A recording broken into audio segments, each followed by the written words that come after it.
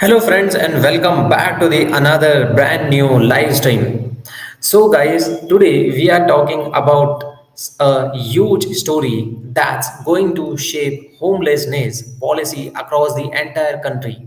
And honestly, it's one of the biggest federal versus state showdowns we have seen in the years.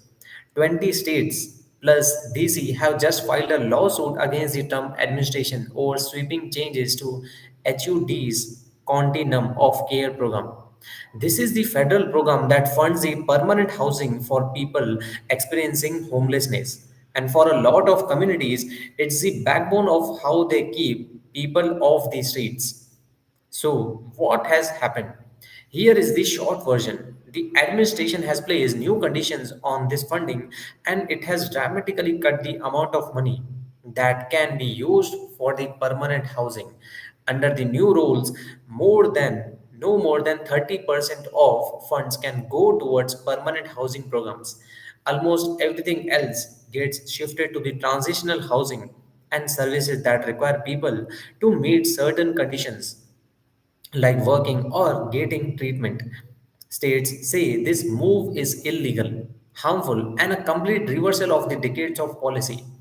So the administration says they are fixing a broken system and now it's heading to federal court. So, guys, let's break down in a way that actually makes the sense. So, first, what states are arguing is pretty straightforward. They say the administration is adding the conditions Congress never approved. The lawsuit basically says you can't take funds mean for housing, cut them, and then attach the new rules that Congress didn't authorize. They are calling it unlawful, unconstitutional, and a violation of the Administrative Procedure Act, which in simple terms means they are claiming the administration didn't follow the legal process required to make such a big change.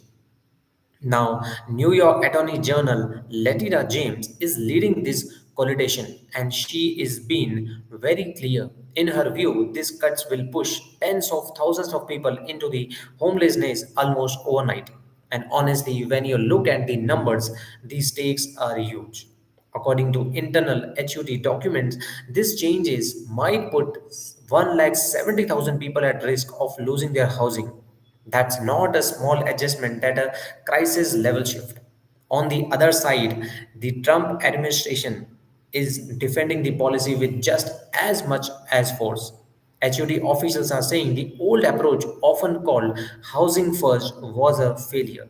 They say it turned it into what they describe as a homelessness industrial complex, a system that provides housing but doesn't require the treatment, job training, or behavior changes that they believe are necessary and address the root causes.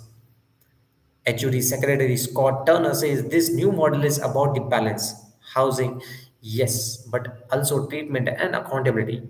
He is arguing that permanent housing alone doesn't fix addiction, mental health problems, and lack of employment. From their perspective, these reforms are tough but needed. Now, here is where things get even more complicated. The new conditions also allow HUD to deny funding to organizations that acknowledge transgender or non binary individuals. That immediately triggered constitutional concerns from multiple states.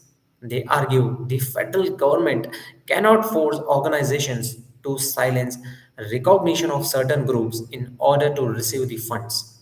That part of the rule is probably going to be one of the most contested elements in the court. And then there is the timeline. These changes are being rolled out fast. Grants that expire in 2026 will subject to the new rules. States, local governments, non-profit groups, everything is scrambling. More than 1,000 organizations sent a letter to Congress begging them to renew funding for 1 year while the courts sort out this. So, when you put everything together, you have a massive national policy shift that affects cities, towns, shelters, outreach groups, families, veterans, young people aging out of foster care, everybody. And now it's in front of federal judge Mary Eclery in Rhode Island. She was appointed during the Trump's presidency but had previously been nominated by the Obama. And she has blocked funding freezes before. So she has no stranger to cases like this. So, guys, here is my unique take, and you can agree or disagree. Housing policy in the United States is often a tug of war between two visions. One side believes the housing is the foundation, and one, you give stability, everything else gets easier. The other side believes housing should be earned and tied to treatment, otherwise, you are not addressing the deeper issues.